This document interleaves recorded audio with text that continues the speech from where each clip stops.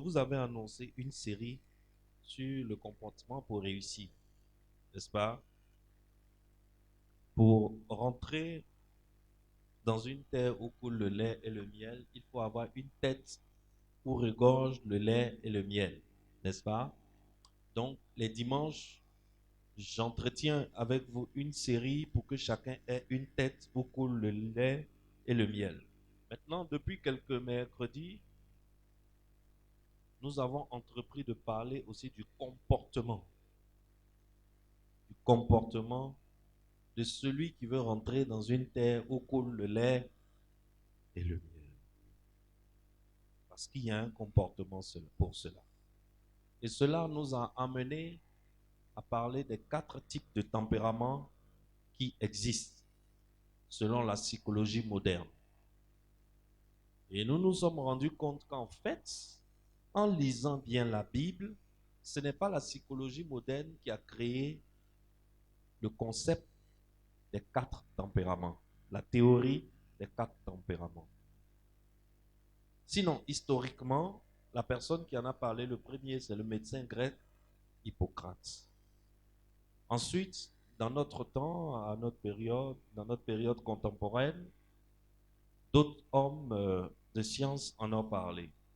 Mais nous nous sommes rendus compte qu'en allant jusqu'à Salomon, Salomon avait déjà posé les jalons des 4 types de tempéraments qui existent.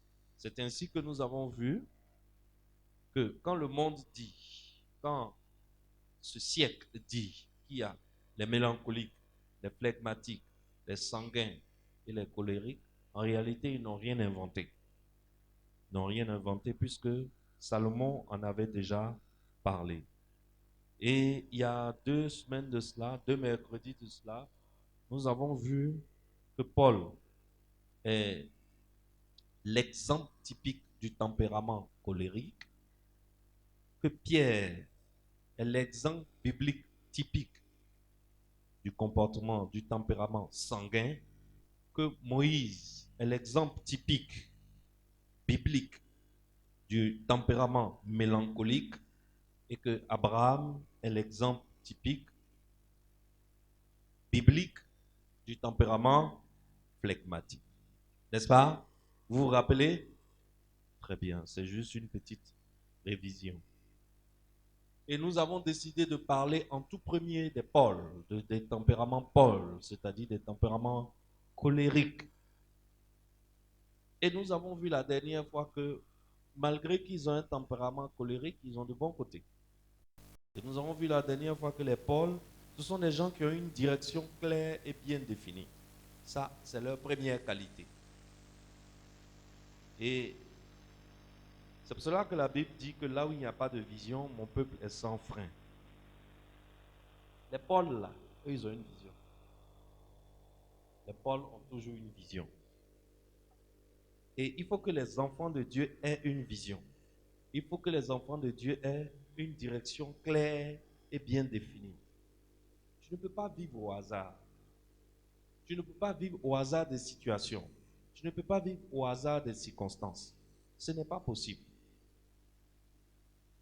Les décisions qu'on prend dans une vie doivent être motivées par la direction qu'on s'est définie, par l'objectif qu'on s'est donné. Tu ne peux pas te lever le matin et puis ce qui t'arrive dans ta journée là, dans la journée là, ah c'est ça, hein. Bon, je me suis réveillé, ce qui m'est arrivé là, c'est ça, hein. Et tu prends tes décisions au jour le jour. Non, une vie, ça se planifie en faisant appel bien sûr à Dieu, n'est-ce pas? Mais on planifie sa vie. Ah, moi mon travail, c'est médecin. Moi, je soigne les malades. Pourquoi est-ce que je travaille? Est-ce que mon objectif, c'est de gagner beaucoup d'argent? Ou bien mon objectif, c'est de contribuer à la création de Dieu? Parce qu'il faut que tu saches pourquoi tu travailles. Si tu travailles et que ton objectif, c'est de gagner beaucoup d'argent, très souvent, tu n'en gagneras pas. Tu n'en gagneras pas. Mais lorsque tu travailles et que dans ta tête, pour toi, le travail, c'est ta part que Dieu t'a confiée pour améliorer sa création, à partir de ce moment-là, c'est l'argent qui te surprend. Parce que quand tu travailles là, tu ne travailles pas pour faire plaisir à un homme. Tu ne t'attends pas à ce que quelqu'un vienne te dire félicitations. Tu travailles pour compléter la création de Dieu. Parce que Dieu, quand il a fait le jardin d'Éden, il a mis le bois dans le jardin d'Éden. Mais il n'a pas fabriqué une table à manger dans le jardin d'Éden. Il fallait que l'homme fasse quoi? Que l'homme utilise le bois que Dieu a créé pour compléter la création de Dieu.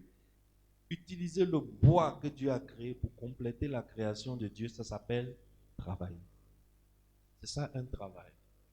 Donc, on ne cherche pas un travail en fonction de ce que ça rapporte comme argent. En ce moment-là, tu vas louper ton but dans la vie. Mais on travaille pour compléter la création, pour contribuer à la création de Dieu. J'ai envie d'utiliser le mot pour parfaire la création. Si l'homme n'était pas si imparfait, si nous n'étions pas tombés dans le péché, Dieu comptait sur nous pour rendre sa création encore plus parfaite. Et c'est ce que nous allons faire sous le règne de Christ. Nous allons rendre la création parfaite. C'est pour cela que Paul nous dit que la création attend avec un vif désir, un ardent désir, la révélation de qui? Des fils de Dieu. Viens dimanche, tu vas comprendre ce que c'est qu'être fils de Dieu. Amen. Donc, une personne doit avoir une direction claire et bien définie. Alors, depuis que nous avons commencé cet enseignement, est-ce que tu as une vision? Est-ce que tu as une vision? Est-ce que tu as commencé à recalculer ta vie? Est-ce que tu as fait appel à l'ordinateur qui est dans ta tête pour recalculer ta vie, tes objectifs? Quelle est ta vision dans cette vie? À quoi veux-tu aboutir? À quoi veux-tu participer dans la création de Dieu? Toi, tu veux participer à quoi? Les Paul ont une forte dévotion pour le travail. On est toujours dans la révision. Et on a vu que Paul, il a été lapidé un jour, mais il n'est pas mort, heureusement.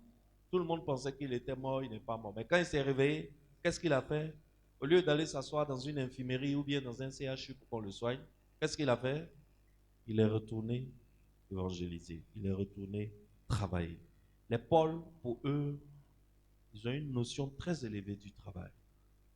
C'est le travail qui détermine leur vie. Les Paul. Et on a vu que les Paul étaient des gens très disciplinés sexuellement. Tu sais, les Paul, là, ce sont des gens colériques. Ce sont des gens colériques. Et comme ils savent qu'ils sont colériques, ils ont appris à appliquer la maîtrise de soi, qui est un fruit de l'esprit. Et c'est des gens qui savent se maîtriser sexuellement. Ils ont une vie sexuelle très rangée. La preuve, Paul ne s'est jamais marié. N'est-ce pas? Il ne s'est jamais marié. Mais Paul n'a jamais appelé un chrétien pour lui dire qu'il ne faut pas te marier. Au contraire, c'est lui qui a parlé du mariage en Éphésiens. Mais lui-même, il savait qu'il pouvait exercer une certaine qualité de contrôle sur son corps. Si toi, tu ne peux pas exercer un tel contrôle sur ton corps, marie-toi, c'est mieux. Mais les Paul, l'une de leurs qualités, c'est que leur vie sexuelle n'est pas à gauche, à droite, à gauche, à droite, à gauche, à droite. C'est des gens qui savent discipliner leurs envies sexuelles. Et on avait vu que les Pauls sont décisifs et déterminés dans leur action. Donc en gros, la dernière fois, on a vu les forces et les qualités de ceux qui ont un tempérament colérique. Donc quand je dis les Pauls, je suis en train de parler des gens qui ont un tempérament colérique. On se comprend, non? Donc on va prendre les tempéraments un à un jusqu'à ce qu'on finisse. Ça peut durer plusieurs mois. En ce moment, on est sur les tempéraments colériques. Et la dernière fois, on avait vu que la personne qui représente le plus fortement le tempérament colérique dans la Bible, c'est Paul. Et on avait vu les qualités de Paul. Mais si on parle de qualité, c'est qu'il y a aussi des défauts, non? Aujourd'hui, nous allons parler des défauts de Paul. Quand je dis Paul, je parle de tous ceux qui ont un tempérament colérique. Premier défaut de Paul. Les Pauls sont des gens très difficiles. Les Pauls sont des gens très difficiles. C'est-à-dire qu'ils ne prennent pas en compte les sentiments des autres.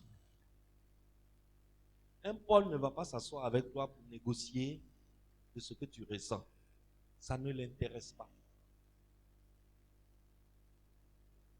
Un Paul, c'est quelqu'un qui ne tient pas compte de ce que tu ressens. Un Paul, c'est quelqu'un, il y a une seule chose qui l'intéresse, le résultat qu'il s'est fixé à atteindre. Donc, tu es froissé, tu n'es pas froissé, tu es frustré, tu n'es pas frustré, tu es joyeux, tu n'es pas joyeux, tu estimes qu'il ne t'a pas respecté. Ce n'est pas son problème. Un Paul, lui, il avance. Acte chapitre 13, verset 13. Acte 13, 13. Acte 13, 13. On peut la voir? Je lis pour toi.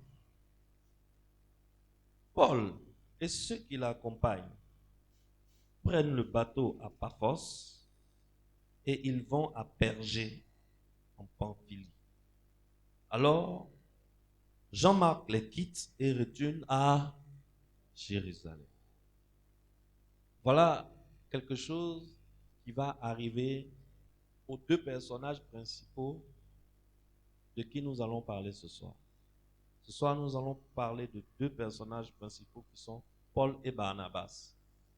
J'utilise Barnabas pour te parler de Paul parce que Barnabas est le contraire mathématique de Paul.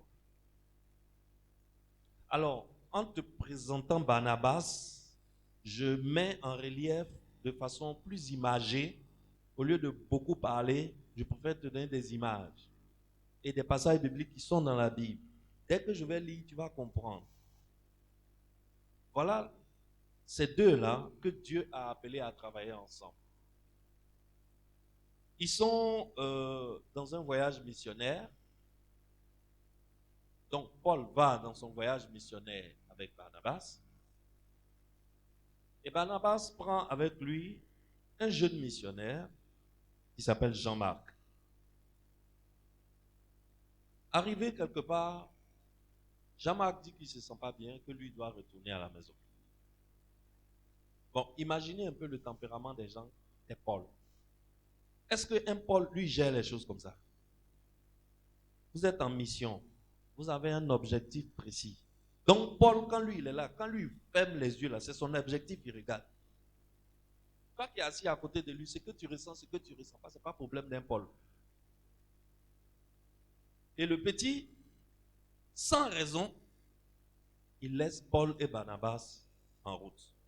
Dans son cœur là-bas, Paul a pris la décision que plus jamais ce jeune-là, il va me suivre.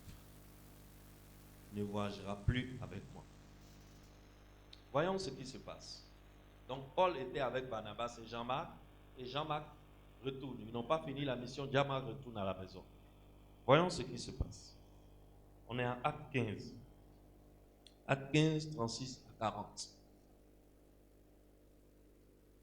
Après quelque temps, Paul dit à Barnabas, partons refaire le tour de toutes les villes où nous avons annoncé la parole du Seigneur et rendons visite aux frères pour voir ce qu'ils deviennent.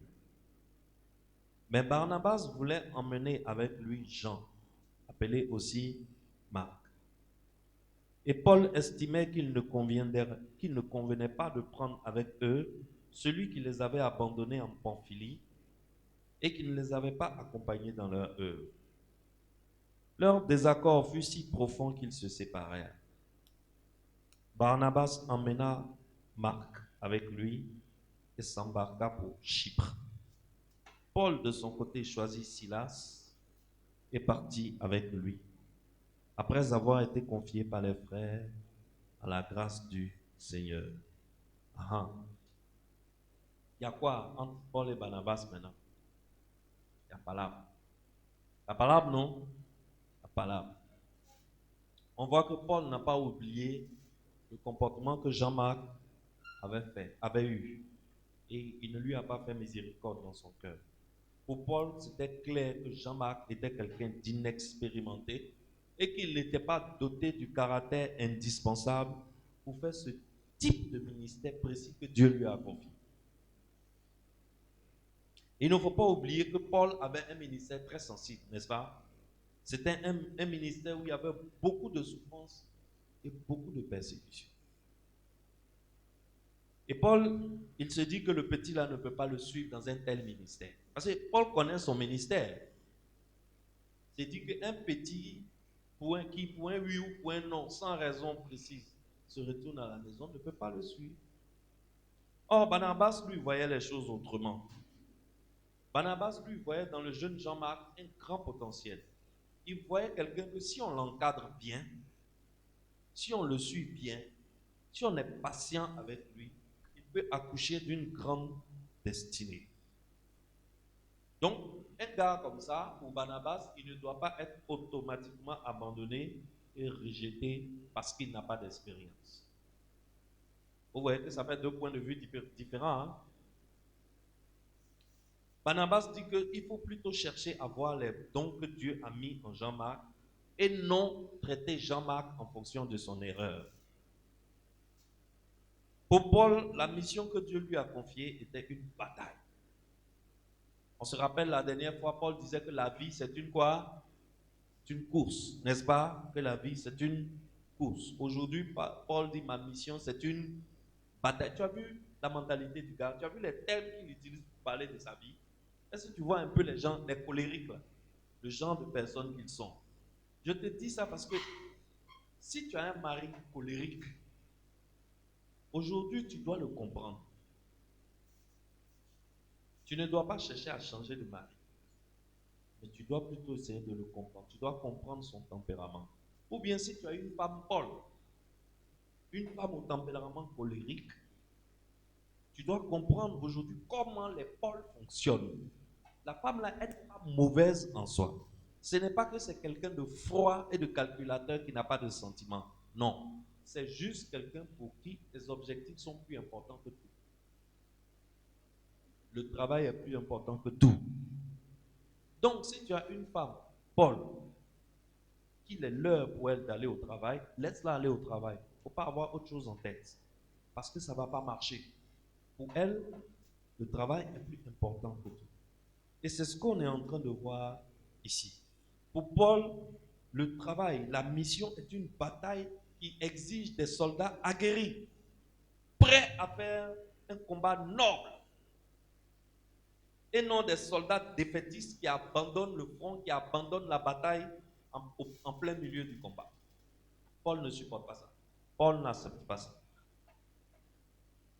Et comme Jean-Marc l'a fait une fois, pour Paul, c'est qu'il peut recommencer. Rien ne prouve qu'il ne va pas recommencer. Voici la raison de leur mésentente. Et la Bible dit que la mésentente était si profonde qu'ils se sont séparés. Waouh!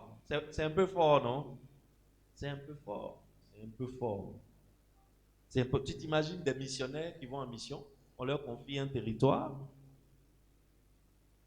pour aller travailler, et à cause d'une question de tempérament, il y a un qui prend à gauche du territoire et l'autre qui prend à droite du territoire, parce que les deux ne peuvent plus se sentir. C'est très fort. Mais ce que je veux te demander, selon toi, des deux, qui a raison, qui a tort? Paul a-t-il raison? Barnabas a-t-il tort? Paul a-t-il tort? Barnabas a-t-il raison? Sur le cas du jeune Jean-Marc. N'oublie pas qui est Paul, n'est-ce pas? Pour les Paul, la vie est comme une course. Aujourd'hui, il dit que la vie est comme un combat. Pour quelqu'un qui voit la vie comme un combat, il est tenté d'évoluer avec des combattants. N'est-ce pas? C'est normal. Donc, pour Paul, l'enfant là n'est pas encore mûr pour faire ce travail. Il n'est pas aguerri. Barnabas, lui, il dit, le petit là, il est pétri de talent. Il a fait une erreur, tout le monde peut faire une erreur. Donc, il faut regarder au-delà de l'erreur et célébrer les talents que Dieu a mis en Jean-Marc. Alors, Monsieur Paul, si tu veux que l'enfant là devienne aguerri, gardons l'enfant là près de nous. Ne le chassons pas, encadrons-le, coachons-le. Et demain, il sera aguerri comme tu cherches. Voilà l'argument de Barnabas. Paul dit non, moi j'ai besoin des gars, je ne veux pas quelqu'un qui est en formation. Moi, je veux quelqu'un qui est déjà cuit. Je veux des gens qui sont déjà aguerris. On va faire un petit exercice. Qui est pour Paul? Lève la main. Qui est pour Barnabas? Ah. J'ai une église totalement acquise à la cause de Barnabas. Ah. Les deux. Donc on recommence. Qui est pour Paul? Ok. Qui est pour Barnabas? Ok. Tu sais, dans cette affaire de tempérament, chacun a pour lui, n'est-ce pas? Chacun a pour lui. De la même façon, à la maison, maman, papa, et souvent même les enfants, chacun a sa manière d'apprécier les choses, n'est-ce pas? Donc, normalement, le fait que maman a sa façon d'apprécier les choses, papa a sa façon d'apprécier les choses, ça ne doit pas être un conflit, normalement. Ça ne doit pas envoyer par là. Il faut juste chercher à connaître le caractère ou le tempérament de la personne que tu as en face de toi. Donc, il ne faut pas seulement connaître toi-même et ton tempérament, il faut aussi connaître le tempérament de ton conjoint et de ton collaborateur. Car il voit les choses différemment de toi. Dans cette affaire, Paul a raison, Barnabas aussi a raison. On est en acte 15, ça c'est en acte 15 qu'il y a eu la séparation. En acte 16, Paul est parti avec Silas de son côté, Barnabas est parti avec Jean-Marc de son côté. Parce que Paul, il peut faire avec toi, il peut faire sans toi. Voilà. Donc lui, il est autosuffisant. Les Pauls sont autosuffisants. C'est ça qui fait que les Pauls ne sont pas faciles à vivre. Quand tu vis avec quelqu'un qui a un caractère de Paul, tu as l'impression qu'il... Je vais utiliser un terme un peu familier. Tu as l'impression qu'il se fout de toi. Parce que si tu veux, il va marcher avec toi. Mais si tu ne veux pas aussi, lui, il avance. Il ne va pas t'attendre. Il ne va pas gérer tes sentiments. Les Pauls vont vite. Les Barnabas, eux, ils vont doucement.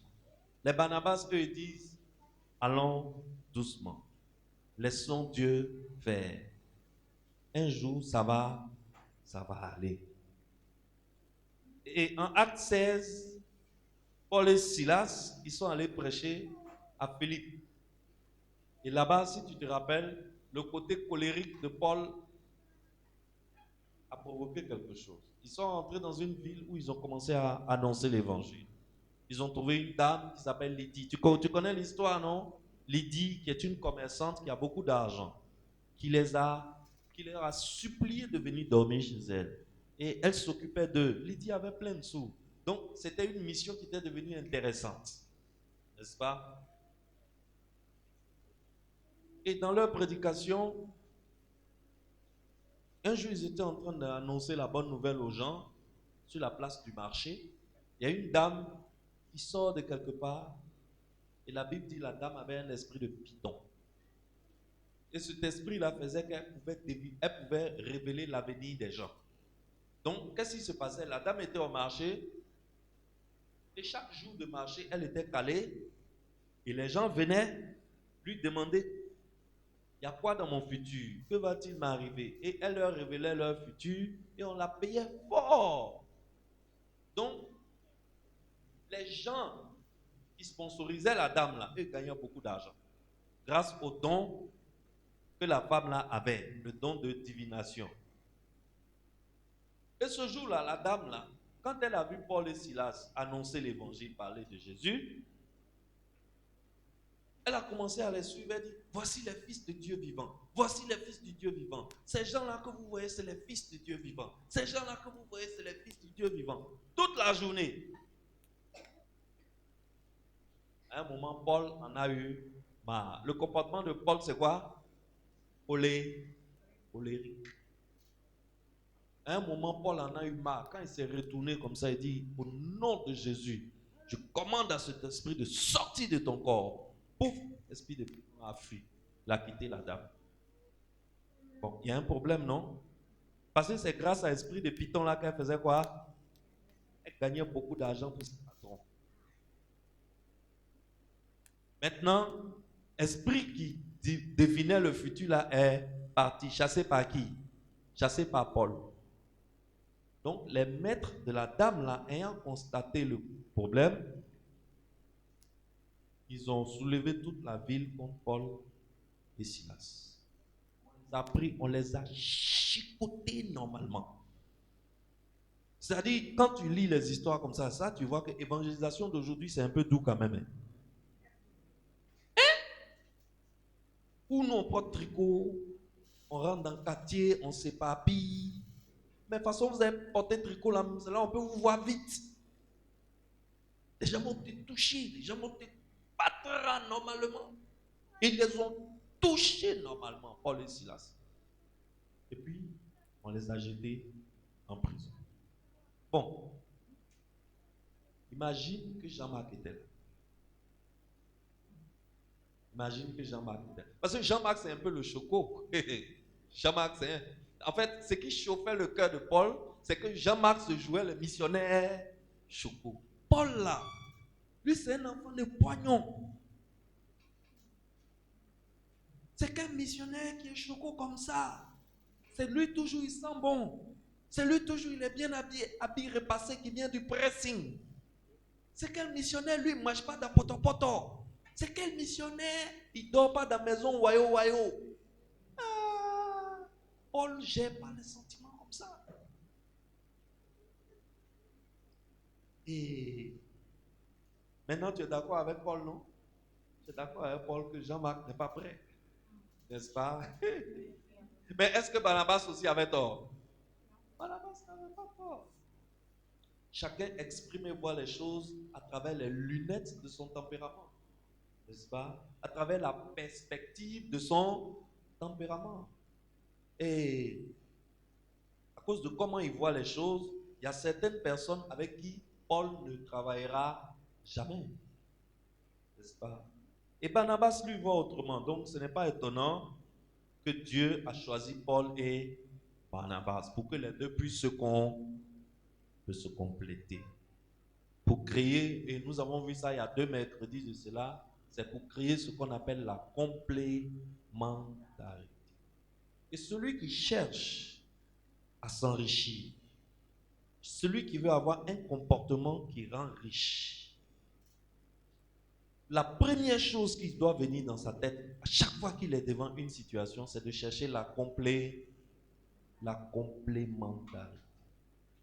La veuve avait l'huile, mais elle n'avait pas les vases. Les voisins avaient les vases, mais ils n'avaient pas l'huile. Mais lorsque la veuve et les voisins se mettent ensemble, ils peuvent fabriquer une usine qui produit et vend de l'huile raffinée à tout le pays. Donc cette usine est née de quoi? De la complémentarité. Donc tu ne peux pas rester seul, isolé dans ton coin. Tu ne t'approches pas des gens. Tu ne vas pas vers les gens pour apprendre. Tu es enfermé chez toi. Tu n'as pas d'amis. Tu n'as pas de collaborateurs. Et puis tu vas passer de pauvre à riche. Ce n'est pas possible. Ce n'est pas possible. Parce que ce que tu recherches, l'autre moitié de ce que tu as en main là, ça se trouve chez les autres. Ça se trouve chez les autres. Et la vie chrétienne, même la vie chrétienne, tu ne peux pas vivre la vie chrétienne sans les autres. Ce n'est pas possible. La vie chrétienne se vit avec les autres. On ne vit pas la vie chrétienne isolée dans sa chambre. Parce Est-ce que tu vois? La complémentarité. Le deuxième défaut des Paul, les Pauls n'ont aucune indulgence envers ceux qui ne travaillent pas. Les Pauls, ils aiment le travail et ils ont une forte dévotion pour le travail. Donc, quand tu ne travailles pas, eux, ils ne te comprennent pas. Un Paul ne te comprend pas quand tu ne travailles pas. 2 Thessaloniciens chapitre 3 verset 10. 2 Thessaloniciens 3 verset 10, nous allons lire ensemble. En effet, quand nous étions chez vous, nous vous avons donné ce conseil. Celui qui ne veut pas travailler, qu'il ne mange pas non plus. Pourtant, nous entendons dire ceci. Parmi vous, certains sont paresseux. Ils ne font rien, mais ils se mêlent des affaires des autres. À ces gens-là, nous donnons ce conseil, ou plutôt ce ordre. Au nom du Seigneur Jésus-Christ, travaillez dans le calme pour gagner vous-même votre nourriture. En fait, Paul, il est poli. Si c'était ivoirien, la phrase ne serait pas comme ça. Est-ce que tu vois? Paul, il est poli. Alors les Pauls, là, quand tu dis à un Paul que je suis dans un chômage, je suis dans un long chômage, lui il trouve que ça ne peut être que volontaire. Un Paul ne peut pas comprendre que tu sois au chômage longtemps. Dans sa tête là, c'est un chômage que tu entretiens. Donc c'est synonyme de désordre dans l'église. Donc ceux qui sont dans l'église, qui ne veulent pas travailler, ce sont des gens qui sèment le désordre dans l'église. Et dans cette église, il y avait des gens qui ne travaillaient pas et qui vivaient de la communion fraternelle. Maintenant, quel est le problème que ça posait? Le problème que ça pose, c'est que le gars, il ne travaille pas, donc il n'a pas de quoi manger. Pour manger, il va aller aujourd'hui chez Tanti Opportune, une maman de l'église. Il va aller manger. Où il est allé manger là, il y a une petite causerie, n'est-ce pas? Demain, il va aller manger chez maman Delphine. Lui, il vit de ça, la communion. De toutes les façons, maman Opportune, maman Delphine, Régis et puis sa femme, eux, ce sont des gens bien. Eux, ils mangent, il y a restant. Donc, quand le gars, il vient, vous venez, Bishop, vous rentrez, mange. Sarah, vous faites sortir. Donne à manger au Bishop. Régis démarre sa moto, il s'en va. Il y a à manger. Et le gars, demain, quand il quitte chez Régis, il est chez Nadège et Serge. Serge dit, chéri Coco, allez, fais-lui quelque chose. Le gars, il prend, il vape normalement. Son ventre est tendu. Il tape, il s'en va. Après, il est chez un autre couple. Après, il est chez un autre frère. Mais le problème, c'est quoi? Partout où il passe là, ce qu'il a entendu à gauche, il prend pour dire à droite. Parce que tu sais que quand on manger doux là, on cause aussi. Est-ce que tu as déjà vu on a mangé en silence? Non, on ne mange pas en silence. La nourriture même là, c'est quelque chose, ça suscite causerie. On est d'accord? Oui, surtout chez nous en Afrique. Ici, nous en Afrique, quand on veut manger, on a toujours une petite bouteille de quelque chose quelque part. N'est-ce pas? Ça entretient le ventre. Mais en même temps, ça excite la causerie. Et les gars, ils sont dans l'église, ils ne travaillent pas. Ils vivent de la communion fraternelle. Mais en même temps qu'ils vivent de la communion fraternelle, c'est eux qui colportent les calomnies de personne en personne. Et Paul dit, si ce genre de personnes sont dans l'église, désormais qu'ils travaillent. S'ils ne travaillent pas, qu'ils ne mangent pas non plus. Qu'est-ce que Paul est en train de dire? Paul est en train de dire, ce genre de personnes, désormais, ne les recevez plus. S'il vient chez toi et dit, Bishop, ça ne va pas, ma femme est malade, le propriétaire veut me chasser, ils ont coupé mon courant. Quand il a fini de parler, il faut lui dire, je n'ai pas l'argent. Va travailler. Est-ce que tu vois? Ou alors, tu peux faire une fois, mais la deuxième fois, tu ne fais plus. En fait, Paul est en train de dire, dans une église, il ne faut pas entretenir ce genre de comportement. Heureusement qu'au temps de gloire, on n'est pas victime de cela, n'est-ce pas? Dieu merci, tout le monde au temps de gloire, hein, casse-caillou quelque part, déjà. N'est-ce pas? Voilà. Alors, un Paul, c'est quelqu'un qui préfère donner son argent à celui qui est productif plutôt que de donner son argent à quelqu'un qui mendie dans les rues à cause d'un handicap. Paul ne peut pas comprendre que parce que tu as un pied, le pied cassé, donc tu ne travailles pas. Paul ne peut pas comprendre. Il y a tes amis là. Lui il n'a pas pied, le pied cassé. Lui, c'est ses yeux même, il n'a pas, mais il travaille. Tu as des amis là. Peut-être la lèpre a arrangé ses doigts, mais il travaille. Donc, Paul ne peut pas prendre son argent pour te donner. Il ne va pas te donner. Parce que tu mendies au bord de la route, il ne va pas te donner. Paul préfère prendre cet argent-là pour donner à un étudiant qui est de l'église qui est en train de préparer un master. Pour qu'il fasse ses photocopies. Pour qu'il fasse ses tirages. Pour qu'il fasse ses recherches. Voilà un Paul. Donc, c'est des gens qui sont détachés des besoins émotionnels et physiques des autres. C'est le troisième défaut des Paul. Tu ne peux pas habiter chez Paul et dire que tu ne travailles pas et puis tu vas avoir à manger. Chez un Paul, tu dors, non? Il faut considérer que tu as eu dormi là, ça ne te va. Tu ne travailles pas, on ne va pas te donner aussi à manger. C'est des gens, c'est pas parce que tu es malade que le travail ne doit pas se faire, quoi. 2 Timothée chapitre 4 verset 20. Eraste est resté à Corinthe. Ça c'est Paul qui parle. Eraste est resté à Corinthe. J'ai laissé Trophime à Milet parce qu'il était malade. Le gars est malade. On est parti en mission. On est parti évangéliser. On est parti implanter église. En route, le gars, il est tombé malade. En temps normal, qu'est-ce que les autres missionnaires font? On cale le mouvement. On fait barrière autour de notre frère. On s'assure qu'il est guéri avant de continuer la mission. Paul dit, je ne suis pas docteur. Il a laissé le gars là, dans une ville quelque part. Il dit, trouvez-lui un médecin. Moi, la mission m'appelle. Paul est parti. Et c'est avec fierté qu'il dit ça. Tu as vu comment il dit ça, non? Il dit, Trophime, je l'ai laissé à Milet là-bas parce qu'il était malade. Il dit ça avec fierté. Les Paul, ce sont des gens qui sont détachés des besoins émotionnels des autres. Ils ne prennent pas en compte le sentiment des autres. Si c'était Barnabas, il allait laisser tomber sa mission pour s'occuper de Trophime, n'est-ce pas? Et il y avait un gars dans l'église de Corinthe. On dit qu'il couchait avec la femme de son papa. Quand Paul a appris ça, Paul n'a même pas dit mettez le gars sous discipline. Hein. Non. Ou bien excommuniez-le, il ne faut plus qu'il touche à la Sainte Seine. Quand vous faites la Sainte Seine, il ne faut plus sa main va toucher. Non. Il a dit carrément qu'un tel homme soit livré à Satan et que Satan détruise sa chair.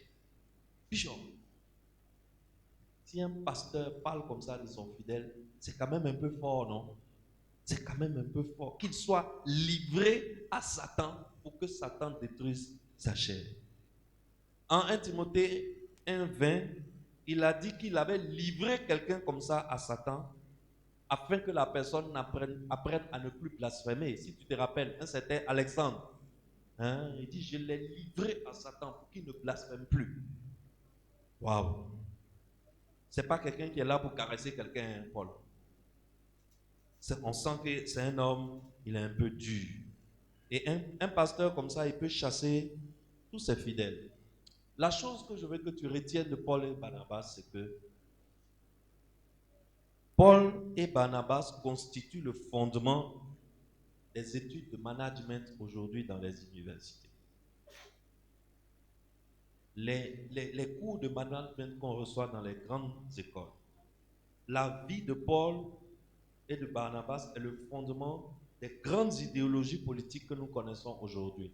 Aujourd'hui, par exemple, en politique, en général, dans un pays, il y a 2 camps qui sont la droite et la gauche. N'est-ce pas? La droite et la gauche. La droite, ça a toujours été des Paul, c'est-à-dire des conservateurs, des gens qui sont fortement orientés vers le travail. On dit il n'y a pas l'argent, il dit il n'y a pas de problème, l'argent travaille quand même. Est-ce que tu vois? On dit il n'y a pas l'argent dans le pays, il dit mais les ponts et les goudrons sortent tous les jours, non? Tout ce que vous dites là, c'est pas son. Ça, c'est la droite. Ça, c'est les Paul. Je n'ai pas sentiment de quelqu'un. Il a un programme de gouvernement. C'est sur ce programme qu'il a été élu. Quand lui, il est venu là, il n'est pas venu pour lire ce que les gens écrivent sur Facebook ou bien ce que les gens disent à la RTI. C'est pas son. Il a 5 ans ou bien il a 10 ans. Comment faire pour que ses objectifs soient bouclés? C'est ça qui l'intéresse. Ça, c'est la façon de penser de la droite politique de chaque pays. Mais on a aussi la gauche. La gauche, c'est le style de Barnabas. La gauche, dans un pays, ce sont des gens qui ont leur orientation, c'est plutôt les relations humaines. N'est-ce pas? Ah, on dit on doit construire un 3e pont. Mais le 3e pont là, ça passe par un quartier qui est habité par les pauvres. Ah, l'homme est mieux que pont. Donc, pont là, on va faire quoi? On va sursoir un peu au projet parce qu'il y a des familles là-bas. Si tu les enlèves, tu vas les mettre où? Même si tu les dédommages là, ils ont les corps de leur père, de leur grand-père, de leur arrière-grand-père qui sont enterrés là. Ça, c'est la gauche. Est-ce que tu vois? Donc, la gauche raisonne selon le style de Barnabas. Selon le style de Barnabas. Donc, les pôles, c'est les conservateurs.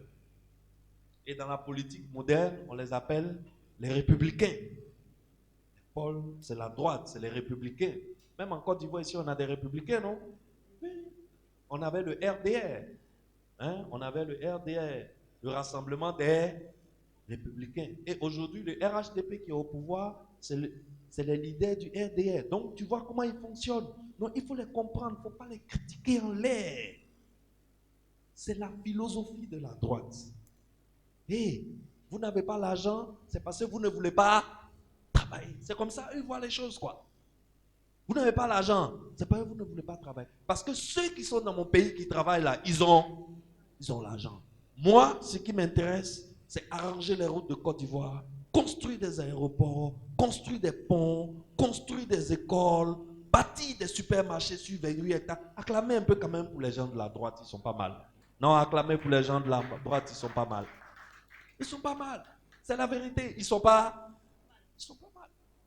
Parce que Joe, parfois, si tu veux trop rentrer dans les considérations de relations humaines là, ça retarde. Ça retarde. Et les Barnabas, eux, ils symbolisent les libéraux, la gauche. Aux États-Unis, par exemple, aujourd'hui, on a les démocrates. Et c'est eux qui créent tous les problèmes. Depuis que les démocrates sont au pouvoir, chaque matin, on doit entendre parler de LGBTQ. C'est-à-dire, chacun est libre de marier qui il veut.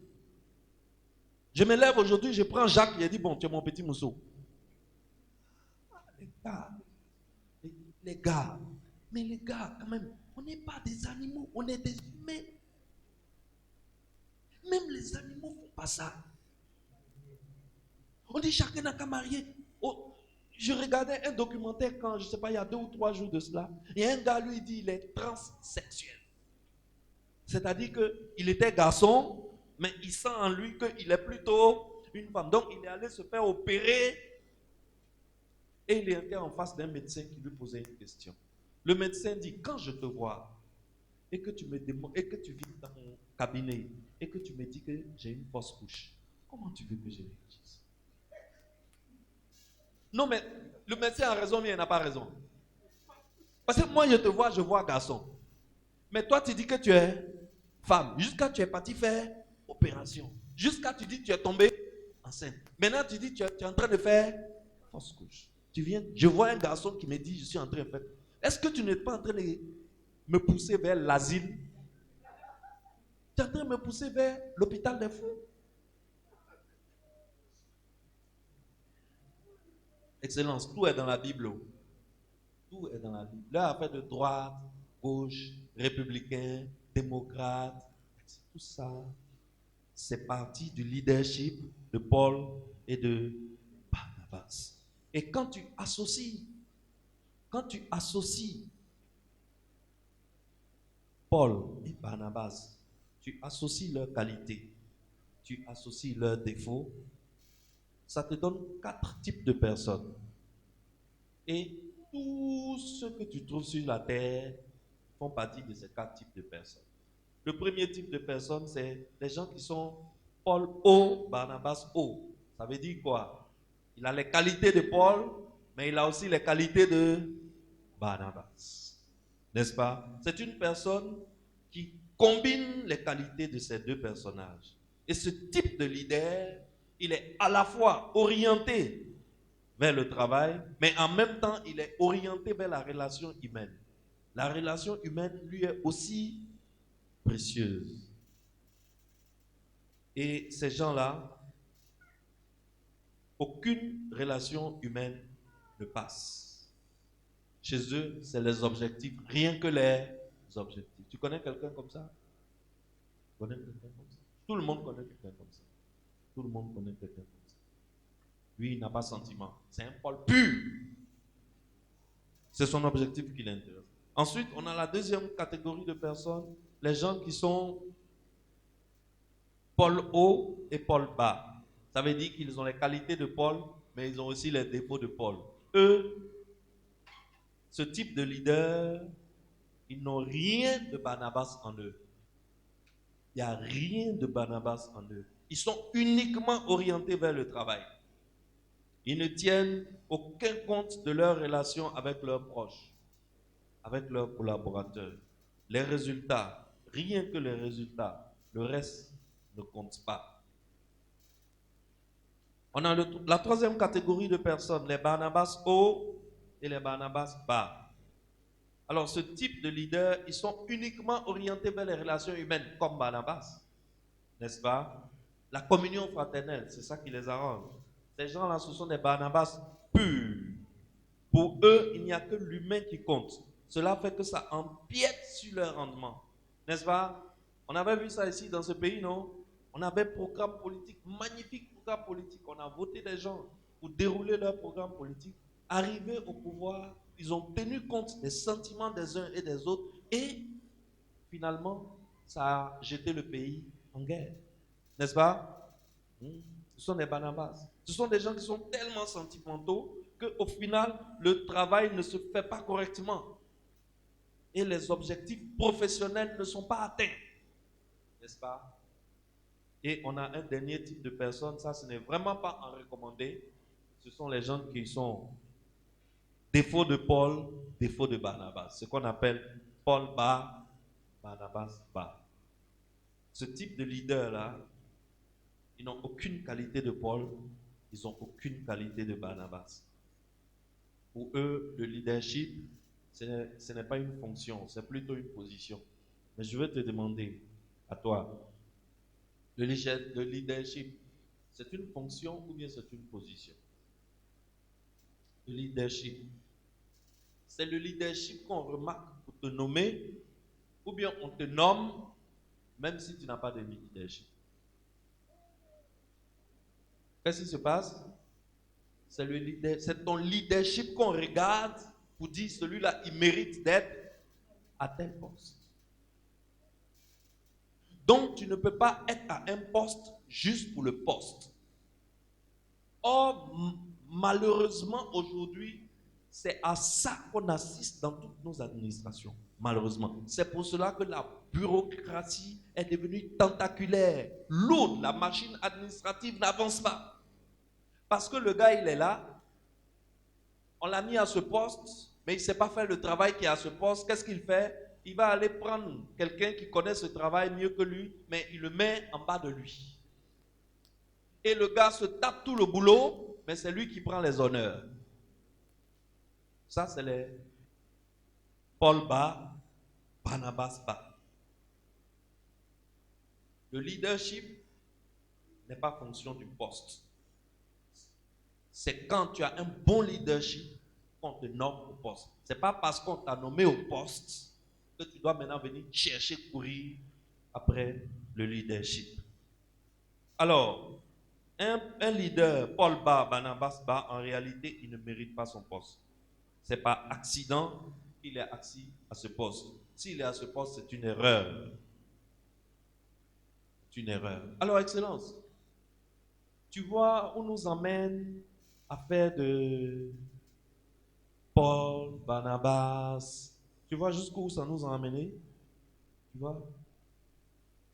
C'est à prendre en compte. Tu sais, quand tu prépares ta monture pour aller combattre, pour conquérir une terre où coule le lait et le miel, tout ça là, tu dois tenir compte de ça. Si tu ne connais pas tout ça là, tu vas échouer là où tu étais programmé pour gagner. Tu dois connaître tout ça. Tu dois connaître les tempéraments. Tu es en train de négocier, par exemple, un contrat. Tu es en train de négocier. Tu dois négocier un partenariat gagnant. Et vous êtes autour de la table de négociation. Mais tu ne connais pas bien le gars qui est en face de toi. Tu risques de faire de grosses erreurs. Il faut qu'en quelques minutes, tu puisses comprendre si la personne c'est un Paul ou bien si c'est un Barnabas. Ou alors, s'il a des qualités de Paul et aussi des qualités de Barnabas. Tout ça là, tu dois analyser dans ta tête pour savoir comment tu vas te comporter. Si tu as quelqu'un qui a Paul O, Barnabas O, ça veut dire que autant il s'intéresse aux relations, mais autant c'est un gars, chaque week-end, il va venir au travail avec 4 sandwichs et puis 5 bouteilles de Coca-Cola, il va partager à ses collègues et ils vont s'asseoir ensemble, et ils vont manger et ils vont causer. Malgré qu'il est le PDG, il appelle le planton. Il dit, dites à Madou en bas de monter.